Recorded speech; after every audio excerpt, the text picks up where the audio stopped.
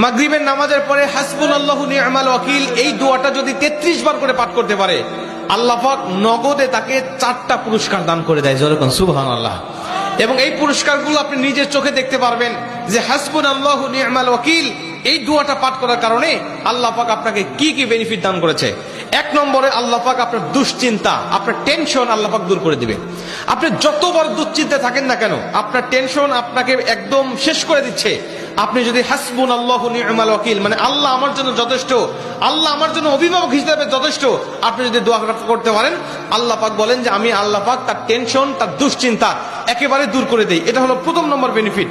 দ্বিতীয় নম্বর বেনিফিট হলো যে এই দোয়াটা যদি কোনো ব্যক্তি নিয়মিত পাঠ করতে পারে, রাসূল সাল্লাল্লাহু আলাইহি ওয়াসাল্লাম বলেন যে আল্লাহ রাব্বুল আলামিন তার বিপদ আপদ বালা মুসিবত আল্লাহ পাক দূর করে দেয়। এটা আল্লাহ পাক নিজেই তার জন্য সাহায্যকারী হয়ে যায়। বিপদ আপদ বালা মুসিবত তার সামনে আর কিচ্ছু রাখে না। আপনি যত হাসবুনাল্লাহু নি'মাল ওয়াকিল পাঠ করবেন, তত আল্লাহ পাক আপনার সামনে থেকে বিপদ বালা মুসিবত দূর করে দিবে। এটা হলো 2 নম্বর। 3 নম্বরে নবীজি সাল্লাল্লাহু আলাইহি ওয়াসাল্লাম বলেন যে ব্যক্তি হাসবুনাল্লাহু নি'মাল ওয়াকিল বেশি বেশি পাঠ করবে, আল্লাহ রাব্বুল আলামিন সে যদি কারোর দ্বারা জুলুম শিকার হয়ে থাকে, সে মাজলুম, তার উপরে কেউ জুলুম করেছে, তার উপরে কেউ কষ্ট দিয়েছে, তাকে এই কষ্টটা সে পেয়ে আল্লাহ পাকের কাছে হাসবুনাল্লাহু নি'মাল ওয়াকিল পাঠ করেছে, আল্লাহ পাক বলেন নিজেই আমি ওই মাজলুমের পক্ষে হয়ে যাই, জালেমের বিপক্ষে আমি আল্লাহ নিজের অবস্থানটা দাঁড় করা দেই। যেরকম সুবহানাল্লাহ। ভাই, আল্লাহ যদি আপনার পক্ষে দাঁড়ায় যায়, আপনার কিছু লাগে? আল্লাহ যদি আপনার জন্য সাহায্যকারী হয়ে যায়, কিছু লাগে?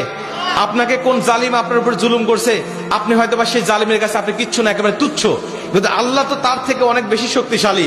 আল্লাহ পাক বলে যে আমি তখন ওই মাজলুমের পক্ষে দাঁড়া যাই, ওই জালিমের বিপক্ষে দাঁড়া যাই, আমি আল্লাহ আমার নিজের মতো করে আমি তখন বিচারটা শুরু করে দেই। যেরকম সুবহানাল্লাহ।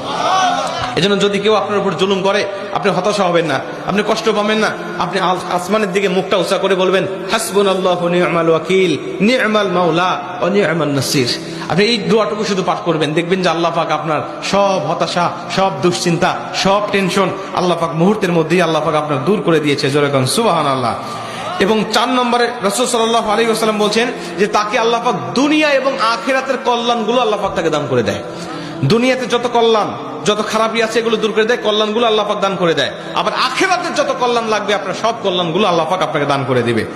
আল্লাহ পাক আমাদের সবাইকে এই 4টি ফজিলতগুলো পাওয়ার আশায় হলেও আল্লাহ পাক আমাদের সবাইকে এই হাসবুনাল্লাহু নি'মাল ওয়াকিল এটা মাগরিবের পরে 33 বার, অনেক মুহাদ্দিস বলেন ফজরের পরে 33 বার, যদি কোনো ব্যক্তি 11 বার পড়তে চায় সমস্যা নেই, কিন্তু 33 বার পড়তে পারলে সবচেয়ে ভালো ফলাফল পাওয়া যায়। আপনারা অধিকাংশ 33-এর অধিক পড়লেও কোনো সমস্যা নেই।